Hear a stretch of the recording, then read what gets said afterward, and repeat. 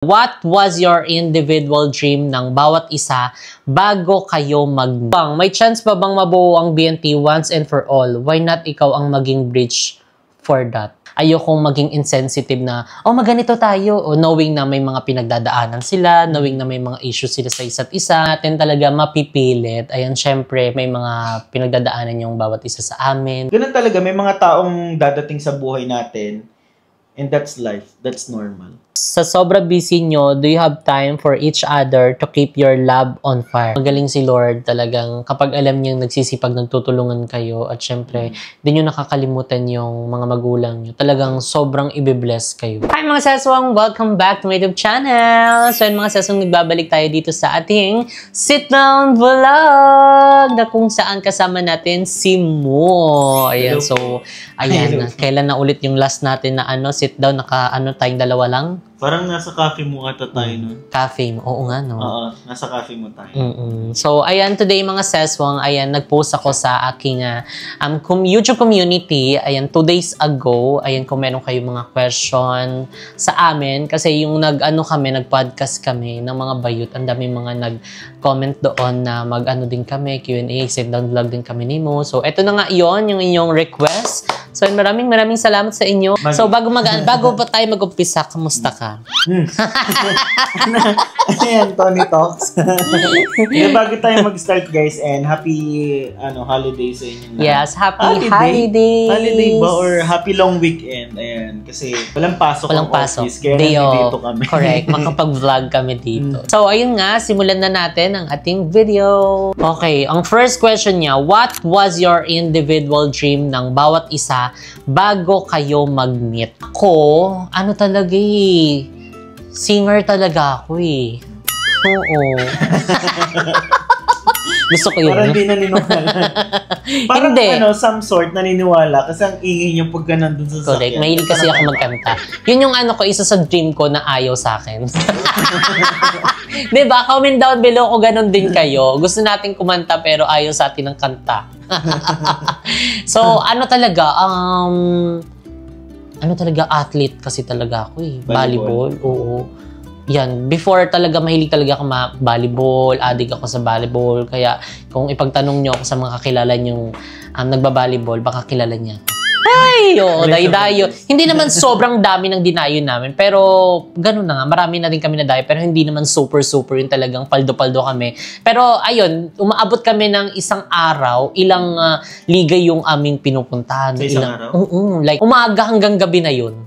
Oo nga. Pero hindi siya dire-diretso. Like, kunyari, after ng isang lugar, pupunta kami ng ganito kasi may nag-chat sa amin na may ODL. Yung ODL is 1-day league. So, pupunta kami ng ganyan, babiyahe kami. Kapag babiyahe kami, pero more on mga volleyball yung pinupuntahan namin. So, yun, volleyball talaga ako. Ako siguro, doktor. Ay, si Dr. Kwak-Kwak naman. Kasi nga, diba, magiging nurse mo. Ay, sena niya, sakit-sakitan ako. Hindi, totoo, doctor talaga. Kasi actually, guys, graduate ako ng marketing management. And, to be honest, walang tiwala sa akin kasi yung magulang ko noon. Supposed to be dapat, accountancy at saka doktor, BS Bio ang kukunin ko. Kaso nga, sabi nila, baka di mo kayanin, matanda na kami. Yung mga typical na magulang na, matanda na kami bago gumraduate, baka mamatay na kami. Ayun nga, nawala nga siya. Diba? Pero yun yung yung dream ko talaga dati na maging doktor.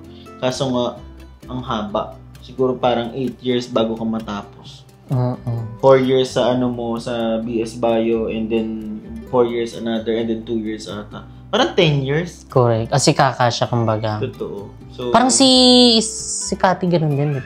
Nursing. Yung kapatid ko kasi, guys, graduate ng nursing. So, nursing naman siya. So, nasa bloodline nga namin yung mga ganun. Pero takot yun sa dugo. Takot din sa injection. Takot sa injection yun. Pero hindi na takot ngayon kasi ang dami na niyang tato. Ayun. So, yun yung ko dati talagang dream. So, talaga tignan mo. Favorite ko science kasi. Ako din yung branches of science, zoology, botany, and harmony. Pero, ayun, mas naging better naman, di ba? So, correct. Ganun nga, di ba, ang buhay. May mga pagkakataon talaga na hindi ka talaga i-redirect sa ganung ano. Oo, kumbaga parang may mas better pa na plan si Lord. Kumbaga kaya hindi mo na-pursue yan, hindi mo na yung pinaka-dream mo talaga. So, ayan, ang dream mo ay ako. Hindi, yun nga. At least we are on a better position right now. Correct. Diba? Ako din. So happy naman sa kung anong meron kami right now. Oo, kasi kung ako din yun, baka siguro ngayon may balik-balik na yung katawan ko kung di pa ako tumigil sa kakabalibol. So, ACL yan. Hindi, pero ang dami ko na din nakuhang sugat doon. Kasi pasikat talaga ako eh. Ayun, ang dami kong mga ganyan. Pati dito sa siko, yung kakadive-dive, ganun. Okay, next naman. To Seswang, may chance pa bang mabuo ang BNP once and for all? Why not ikaw ang maging bridge for that? Maging bridge for that? Actually, ayan, bago ang lahat, syempre, kung gusto ko, hindi lang naman dapat na ako lang. So, syempre, kailangan gusto din ng bawat isa sa amin. So, syempre, ang insensitive ko naman kung sabihin ko ganito, ganyan, tapos ipag-ano ko sila, syempre, may mga, din naman sila, may mga private issues din sila na hindi naman ako kasali. So, ayoko yung panghimasukan and ayokong maging insensitive na, maganito tayo, o knowing na may mga pinagdadaanan sila, knowing na may mga issues sila sa isa't isa. May time talaga na parang ayoko makita si ganito ganyan, ayaw nila makasama si ganito ganyan. So, yun yung nire-respect ko. Pero syempre, ako din, hindi naman din ako nawawala ng pag-asa, pero darating din sa panahon na, alam mo yun, siguro magkaroon din kami ng video, pero siguro ngayon hindi, kasi nga, may mga bunot pa sa mga puso Siguro, ayan mga Seswang, hindi natin talaga mapipilit. Ayan, syempre, may mga pinagdadaanan yung bawat isa sa amin. Kumbaga, parang hindi pa yung perfect time. Hindi pa ngayon yung perfect time. Para dyan. Time will come, time will heal. Yung mga sugat na nandiyan is din yan. Gagaling din yan. Siguro hindi lang ngayon. Pero, syempre, hoping din, kahit kami, syempre, alam mo naman, siguro, sa tamang panahon. Hindi lang natin masasabi kung kailan, pero darating na lang din yan. Actually, it happens sa mga magkakaibigan. Even ako nung college, nung high school, ganyan. Right now, wala akong connection sa kanila. Before, sobrang close kami, pero as time goes by kasi, parang nare-realize mo na it's up to you. Parang nasa sarili mo na kung paano mo aanuhin yung buhay mo. I mean, friends are there. Nandyan sila in good times, in bad times. Pero kasi ikaw pa rin nasa sayo pa rin, nasa palad mo pa rin on how you will play the game Kung paano mo aanuhin yung buhay mo Kasi not all the times nandyan sila. So we have to accept the fact na lagi silang nandyan for you. Hindi ganon. Hindi ganon ang buhay talaga.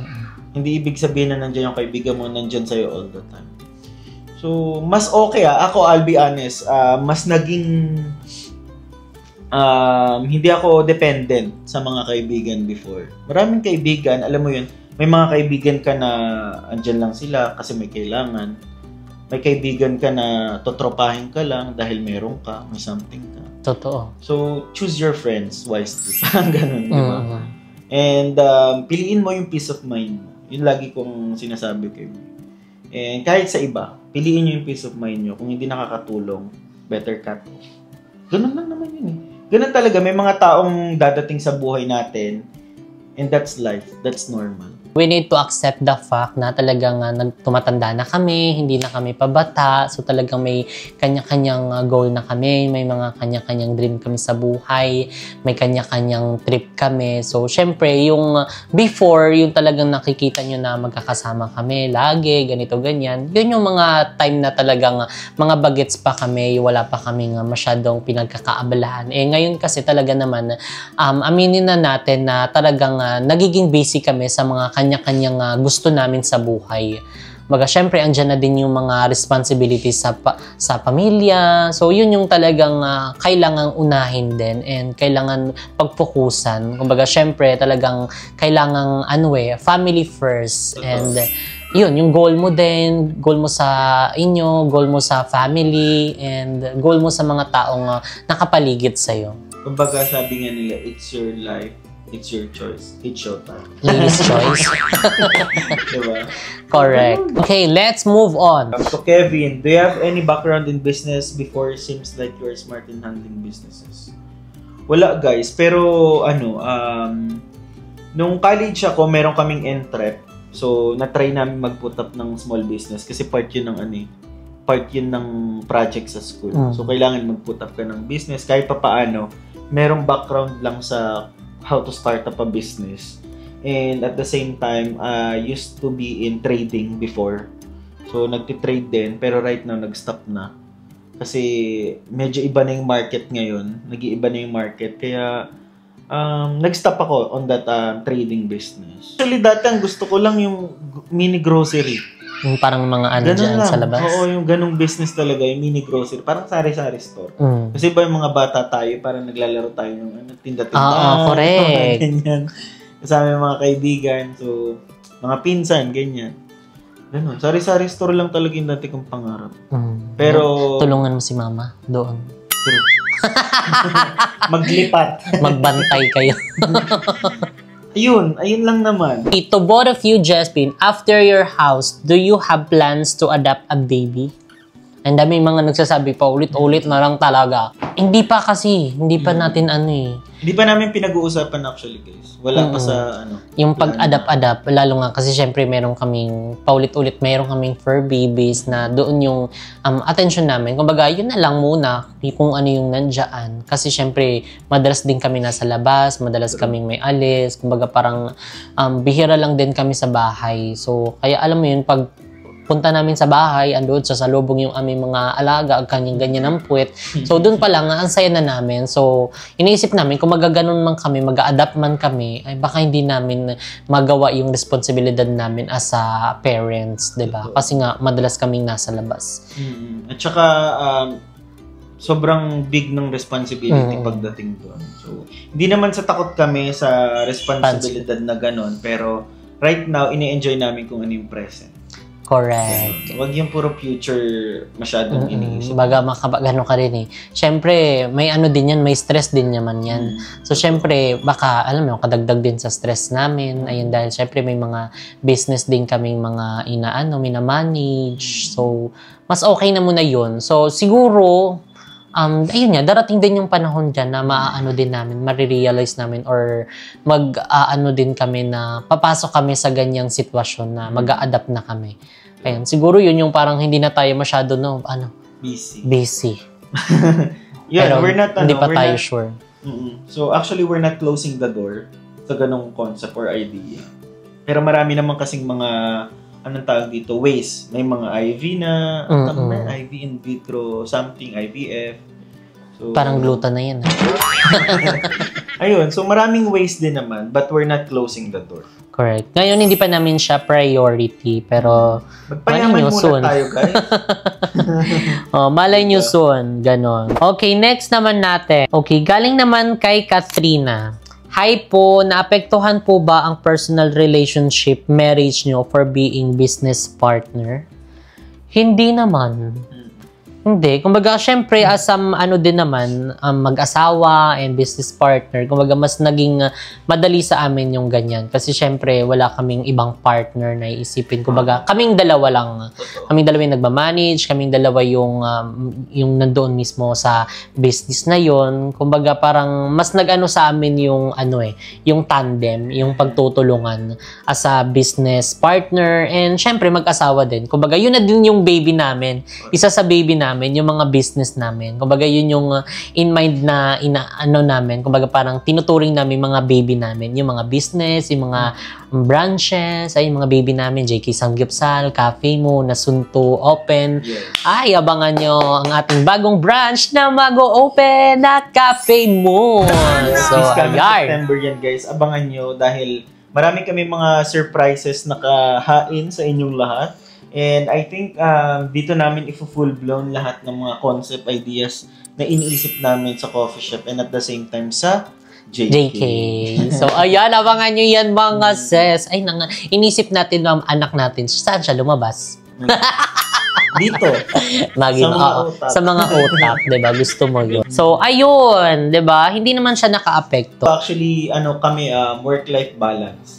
Talagang pag alam namin na medyo anong tawag dito, parang nabu-burn out na yung bawat isa. Kahit hindi man sabihin kain kami, lalabas kami, pupuntang ganon. Ganyan lang. Ganon kami on how to cope with mga burnout na issues sa amin sa bawat isa. Kakain, ganyan. Tapos nakaseparate yung personal issues sa business. Correct. Never daming dinala yung mga personal issues or relationship issues namin sa work. Wala din naman kasing issues. Totoo, yung mga issue lang na, hindi mo inano yung damit mo, hindi mo ganyan. Ganun lang. Ganun lang. Mga petty petty war. Petty war. Apaka-petty. Kaya parang siguro learn how to to separate yung mga personal matters sa business. Sa business. In other words, you have to be professional. Pagkadating sa business. Personal. Ganun lang.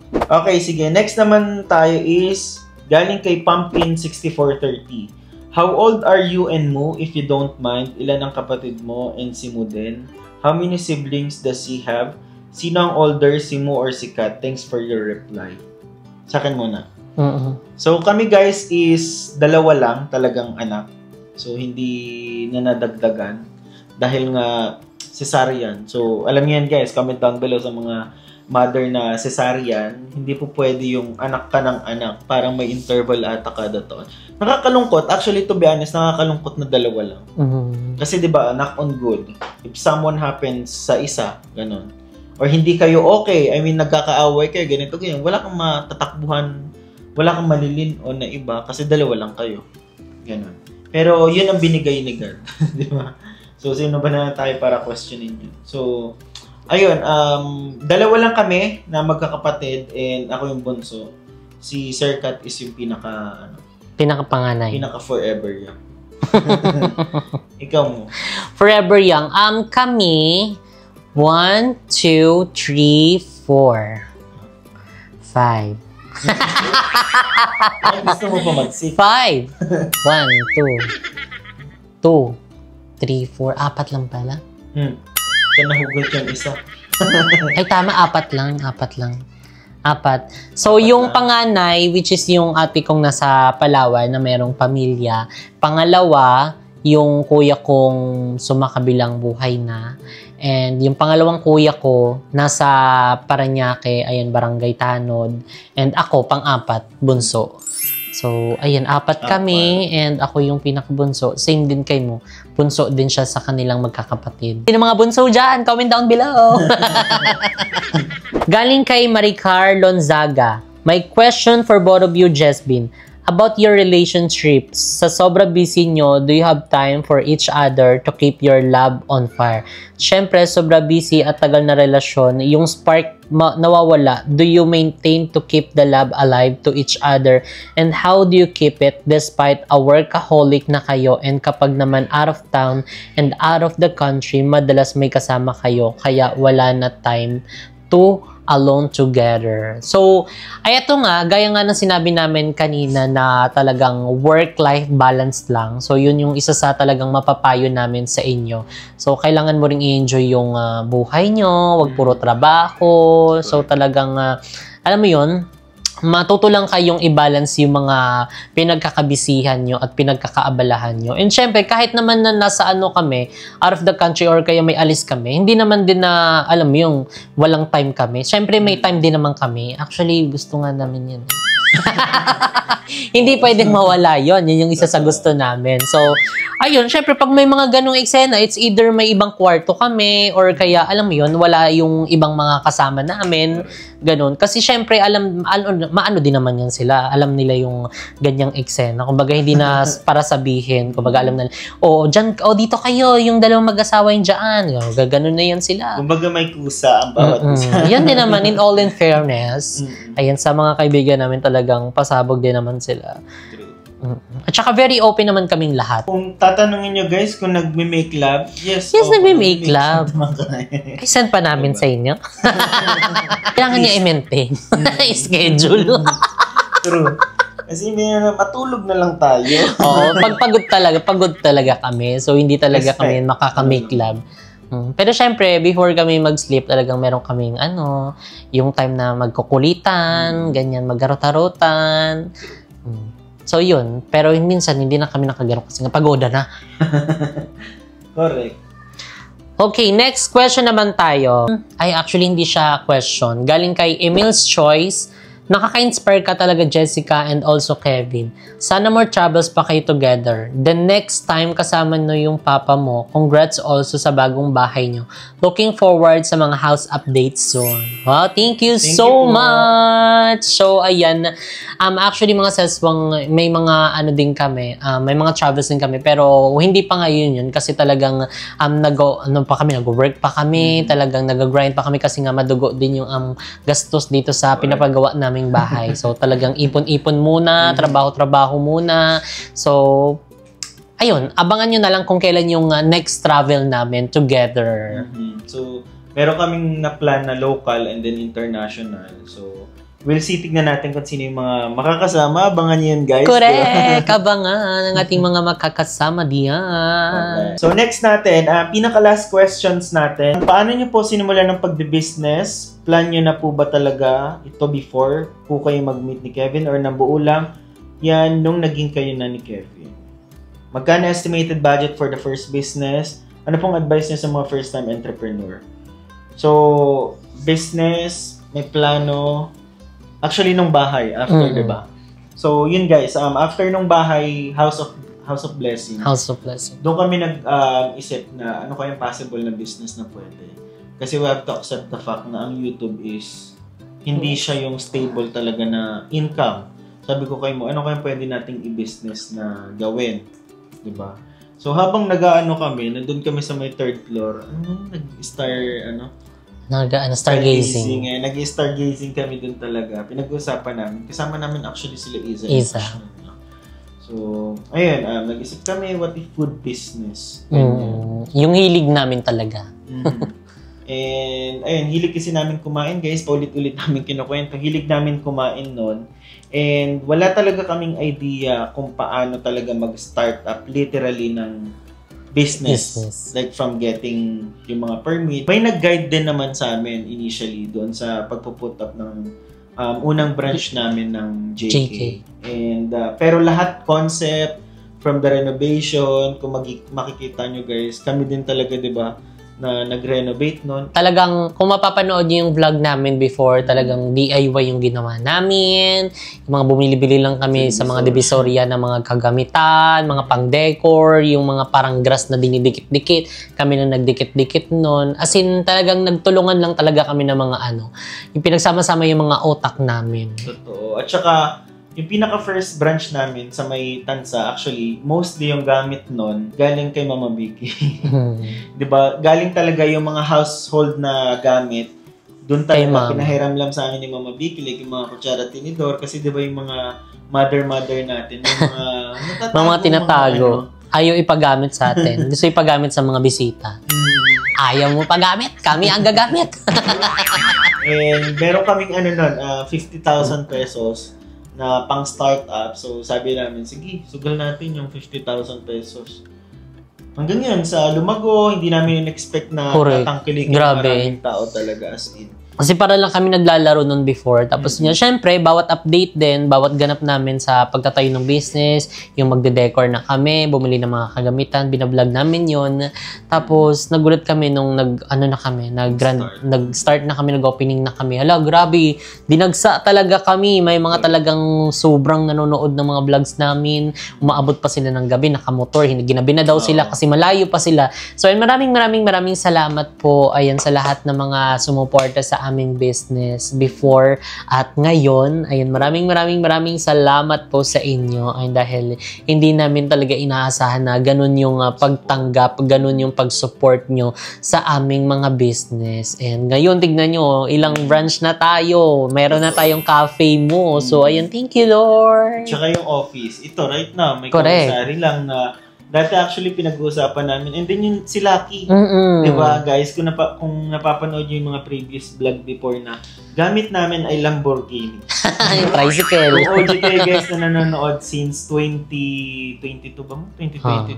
Ayan. Sinasabi namin yung Lamborghini. Okay, dyan yung Lamborghini namin, yung tricycle. Yun yung service namin talaga. So, ayun, talagang sipag lang.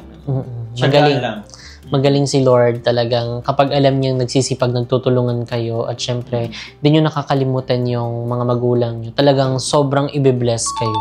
Talagang iba din talaga gumawa si Lord, iba gumalaw si Lord. Talagang pag nakikita niya na talagang pure yung intention nyo, ay talagang, ay, yung sisipag nyo ha, ito sa inyo. Grabe, parang ginanunan kami ni Lord. So, talagang sunod-sunod din yung mga blessings na pumasok. Ayun. So, yun lang yung ginawa namin. Nagsumikap lang kami, focus lang kami sa goal. Siyempre, hindi namin nakakalimutan yung mga mahal namin sa buhay. Talagang kasama namin sila saan man kami magpunta, di ba? Grabe, may mga time pa na hindi inaasahan na madidemolish, tapos hindi kasama sa mga babayaran. Ayun. So, yung mga mga first times namin na may experience, like pumunta ng Japan, pumunta ng US, ng Korea. Correct. Europe, ayan, di ba? Who would have thought na makakapunta kami sa mga ganung bansa? Totoo yan. And that is because of our business. And at the same time, si Mu, yung sa pag-YouTube din niya. Siyempre, din sa pag-ano mo din, sa pakasipag mo din naman talaga. Di ba? Ganun talaga, guys. Kasi nga sabi nga nila, di ba? Wala kang makukuha kung hindi ka magsisipag. I mean, hindi ka makakakuha ng something na ganito kung hindi ka maghihirap. Correct. I mean, walang hirap, walang ka. Sarap. Oo, ganun, di ba? Parang walang nilaga kung hindi ka maglalaga. Ayan, ngayon pa lang, ayan, simulan nyo na yung plano nyo sa buhay nyo na mag-business or meron man kayong iniisip na natatakot kayo. Lakasan nyo lang talaga yung loob nyo kasi yun lang din naman yung isa sa susi. Kumbaga, hindi mo malalaman kung hindi mo susubukan. Talagang trial and error, pero at least, di ba, kung mag-error man, at least tinry mo kaysa hindi mo tinry, pinangunahan ka ng mga kung ano-anong negativity pumasok sa utak mo. So, itry mo lang ng itry, di ba? Malay mo, yan na yung luck mo. Malay mo, yan na yung isa sa talagang nag-aantay lang na parang, inaantay ko lang yung, kunyari, ito yung blessing, tapos inaantay lang niya na i-push mo. Pag hindi mo pinush, dyan lang lagi siya nakatenga lang. Pero pag pinush mo, ay unti-unti na yan siyang papasok, diba? So, syempre, wag din makakalimot sa taas, laging mag-pray, mag-thank you, ayan sa lahat ng blessing na binibigay, maliit man o malaki. So, ayan, nakaya namin, alam namin kayang-kaya nyo rin yan. So, talagang laban lang sa buhay. Totoo. At saka, ka matakot na subukan yung mga bagay na gusto mo mangyari or gawin sa buhay mo. Kasi, syempre, at the end of the day, baka pagsisiya mo, hala, sana nandito na ako. Sana tinry ko, sana sinubukan ko, di ba? Walang masama kung susubukan mo. Simulan mo ngayon na. Correct. And consistency is the best policy. Totoo yan. Maging consistent lang. Ang totoo yan mga sis, na maging consistent lang kayo. Talagang huwag kayong panghinaan ng loob. Dumating man sa point na medyo mababa yung benta, talagang ilaban nyo lang. Kasi hindi naman lagi-laging Pasko. Part yan ng pagiging business, negosyante. Ayan, hindi naman yan, nag-open ako, kailangan ganito din yan hanggang dulo. Hindi. Talagang may time na gaganon, gaganyan. So talagang talagang tuloy-tuloy lang, maging consistent lang, kumbaga. And syempre, mag-isip ka din ng isa sa, kumbaga, parang makakaganda, makaka-boost ng ng sales mo. Huwag kang maging stagnant nga, sabi nga ni mo. Totoo yan. Never stop dreaming, never stop innovating. Kasi you have to dwell with the trend, kung anong trend ngayon. Correct. So, ayun lang mga seswang. I hope nakapulot kayo ng konting aral kung meron man dito sa video na ito. And, ayan, ang inspiration. Ayan yung mga before na ginawa namin. Malay nyo na mag-ano din sa inyo. Sign na to, kumbaga. Mag-matter. True. Makakatulong sa inyo na magsimula na. Correct. And this is the sign na tuloy mo na yung buhay na gusto mo mangyari. Tuloy mo na yung plano mo sa buhay. And, ayun, kung meron pa kayong mga question, huwag nyo kalimutang i-comment yan down below dahil, syempre, pwede natin yung masagot sa next sit-down vlog natin. Kung nakaabot kayo dito sa ating video, i-comment nyo down below. Hindi mo malalaman kung hindi mo susubukan. Ayan po ang inyong i-comment. Dito lang nga nag-e-end ang ating video. If you like this video, don't forget to like and share and comment down below kung ano pang gusto nyo maging next video natin, and don't forget to subscribe to YouTube channel Jessica Absalon, and see you guys in our next video. Bye!